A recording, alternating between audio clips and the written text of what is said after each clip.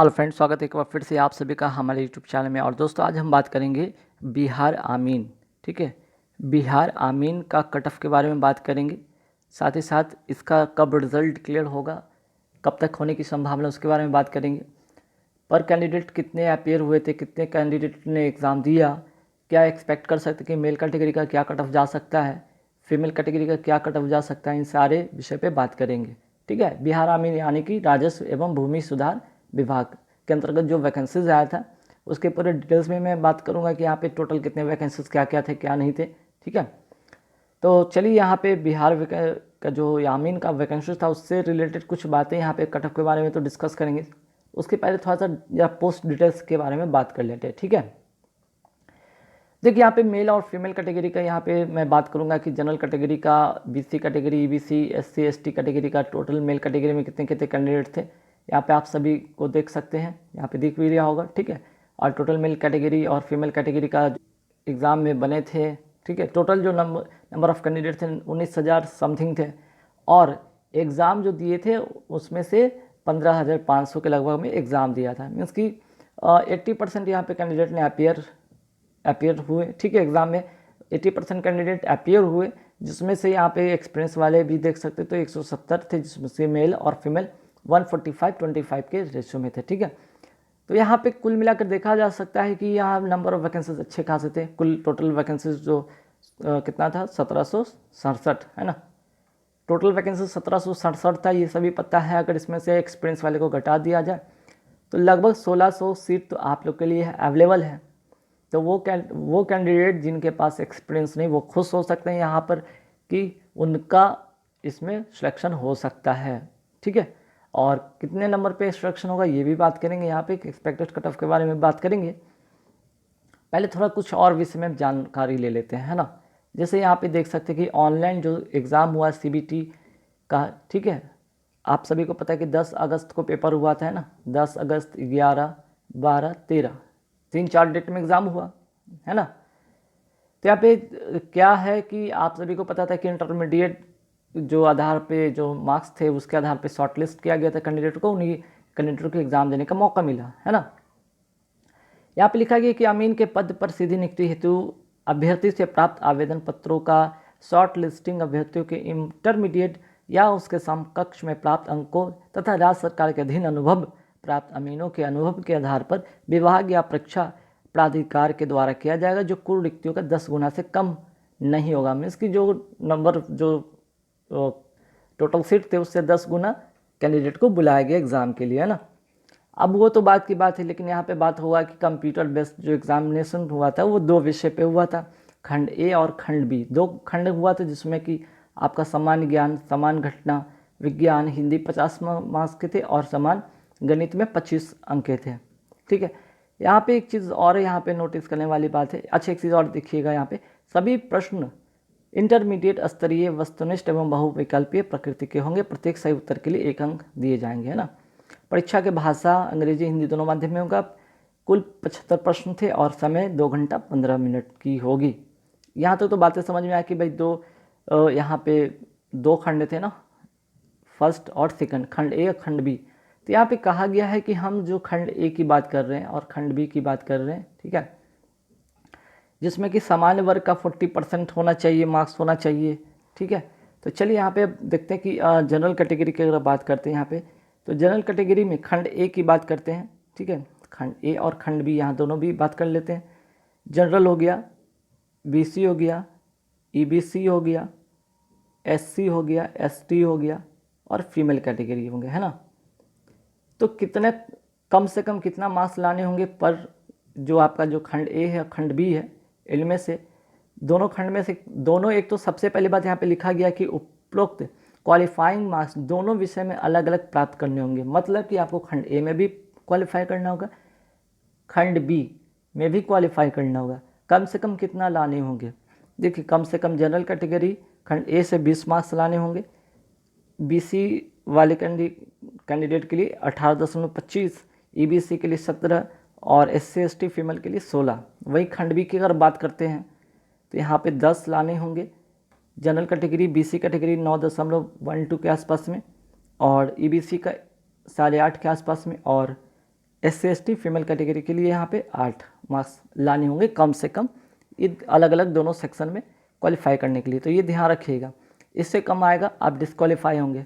तो हर सेक्शन में जो 2 खंड था, खंड ए खंड बी, ठीक है, आप दोनों में कम से कम कैटेगरी वाइज इतने ला रहे हैं तो आप यहाँ पे पहले तो आप क्वालिफाई करेंगे। दूसरी बात, अब मेरिट कब कितने पे बनेगा इस पर भी चर्चा होगी। तो यहाँ पे देख सकते हैं कि साफ तौर पे लिखा है गया है कि उपरोक्त क्वालिफाइंग मार्क्स दोनों विषय में अलग अलग प्राप्त करने होंगे।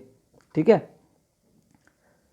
ठीक, यहाँ तक तो बात होगी। और यहाँ पे देख सकते हैं खंड ए और खंड बी के, जिसमें खंड ए में अधिक प्राप्त होगा उसका मेगा क्रम जो मेरिट लिस्ट में ऊपर होगा। अगर उसमें भी नहीं होता है तो खंड बी में अगर मार्क्स ज़्यादा है तो उसके आधार पर उसको मेरिट लिस्ट में ऊपर रखा जाएगा। तो मेरिट लिस्ट इस तरह से कुछ बनेंगे। ठीक है, और यहाँ पे काउंसलिंग के लिए आप सभी को पता है कि क्या करना है कि मेगा सूची में सम्मिलित उम्मीदवारों को मेगा क्रम अनुसार काउंसलिंग या इंटरव्यू के लिए बिहार संयुक्त प्रवेश परीक्षा परिषद बिहार पटना द्वारा बुलाया जाएगा और उनके मूल प्रमाण पत्र की जांच की जाएगी। इस काउंसलिंग या इंटरव्यू में प्रमाण पत्रों की जांच के उपरांत निर्णय अनुसार जिस उम्मीदवार को नियुक्ति हेतु समझा जाएगा उन्हें ही नियुक्ति हेतु चयन के लिए उपयुक्त माना जाएगा। ठीक है, तो यहाँ पे आप सभी को पता है कि भाई की काउंसलिंग हो गई, अगर आप मेरिट लिस्ट में आ गए उसके बाद काउंसलिंग होगा, आप जिसमें कि आपको डॉक्यूमेंट वेरिफिकेशन होंगे, इंटरव्यू होंगे, थोड़े बहुत सवाल पूछे जाएंगे। ठीक है, चलिए, और इंटरव्यू के संबंध में समय, तिथि, स्थान की जानकारी मेगा सूची में सम्मिलित उम्मीदवारों को परिषद की वेबसाइट के माध्यम से या समाचार पत्रों में विज्ञापित के माध्यम से सूचित कर दिया जाएगा, है ना। इतनी बात होगी। अब इसके बाद देखिए, चलिए, तो आप लोगों ने पेपर दे लिया, 10, 11, 12, 13 तारीख को पेपर आपका हुआ। आपने दोनों खंड में अच्छे किए, जो नहीं किए उनके लिए तो कोई बात नहीं, वो आप आगे की तैयारी करेंगे। जिनका बहुत अच्छा गया दोनों खंड में पेपर, उनके लिए क्या एक्सपेक्ट कर सकते हैं कट ऑफ। मेल और फीमेल कैटेगरी दोनों यहाँ पे ध्यान देंगे। ठीक है, मेल और फीमेल कैटेगरी यहाँ दोनों ध्यान देंगे। देखिए, अगर हम बात करते हैं जनरल कैटेगरी पे आते हैं, मेल कैटेगरी का, तो आप सभी को पता है कि टोटल तो यहाँ पे 75 जो था क्वेश्चन था, है ना, 75 क्वेश्चन, हर क्वेश्चन 1 मार्क्स के लिए थे, 75 क्वेश्चन 75 मार्क्स के लिए थे। इसके लिए समय भी आपको निर्धारित किया गया था। तो 75 में जनरल कैटेगरी का, मेल कैटेगरी में कितना लाने पर आप इसमें क्वालिफाई कर जाएंगे, मीन्स कि आपका मेरिट लिस्ट बन जाएगा। तो 62 से 63 अगर आपका आ रहा है नंबर, ठीक है, 62-63 आ रहा है, आप मेल कैटेगरी में कंफर्म रहेंगे। ठीक है, वहीं BC कैटेगरी की बात करते हैं तो 60 से 61 अगर आपका है तो आप सेफ रहेंगे, आप क्वालिफाई कर जाएंगे। EWS वाले 59 से 60 के आसपास में है तो हो जाएंगे। EBC वाले कैटेगरी वाले 58 से 60 के आसपास में रहेंगे। SC कैटेगरी 54 से 55 और 55 से 56 ST कैटेगरी वाले होंगे। ठीक है, तो ये कहने का मतलब कुल मिलाकर यहाँ पे, और जितने भी यहाँ पे मार्क्स की बात हो रही है वो सारे के सारे आफ्टर नॉर्मलाइजेशन है। ठीक है, तो नॉर्मलाइजेशन के बाद जो आपके मार्क्स अगर इतना बढ़ रहे हैं, इतना आ जाएंगे, आप क्वालिफाई कर जाएंगे। उसके बाद आप DV के लिए तैयार रहेंगे, अपना डॉक्यूमेंट आप तैयार रखेंगे। जितने भी जिनके भी कैंडिडेट के पास अगर जाति से रिलेटेड डॉक्यूमेंट नहीं है या और भी कोई डॉक्यूमेंट में इशू है, किसी तरह का दिक्कत है, वो अभी ही समय है, सुधरवा लेंगे। ठीक है, फैमिली कैटेगरी आइए, 57 से 58 के आसपास में कट ऑफ देखने को बन सकता है मेरिट के लिए। आपका BC 55 से 56, EWS 54 से 55, EBC 54 से 55, SC 49 से 50 और ST 50 से 51 के आसपास में यहाँ पे कट ऑफ इस से निर्धारित हो सकते हैं। ठीक है, तो कुल मिला के आप देख सकते हैं कि मेल और फीमेल कैटेगरी का 2-3 मार्क्स का डिफरेंस रहेगा। ठीक है, तो इस तरह से आपको यहाँ पे कट ऑफ देखने को बनेगा। बाकी चीज़ें तो मैं टोटल जो है सीट की बात करें तो मेल फीमेल कैटेगरी का पहले मेंशन कर दिया हूँ कि भाई इतना इतना सीट है, हर कैटेगरी में इतने इतने सीट है, और इसके अकॉर्डिंग आप अपनी तैयारी को अच्छा करेंगे। ठीक है, तो कुल मिला के कट ऑफ की बात करें तो अभी मैं बताया कि जिनका भी 75 में जिनका भी 60-65 के आसपास में है जनरल कैटेगरी, निश्चिंत रहेंगे। OBC उससे थोड़े कम, SC उससे थोड़े कम और ST उससे कम, मेल फीमेल भी आप उसे 2 नंबर नीचे कर लेंगे। ठीक है, तो गैस यहाँ पे कुछ खास इन्फॉर्मेशन जो था, कुछ खास इन्फॉर्मेशन नहीं था, वो रिगार्डिंग था एक्सपेक्टेड कट ऑफ के रिगार्डिंग था आपके एग्ज़ाम।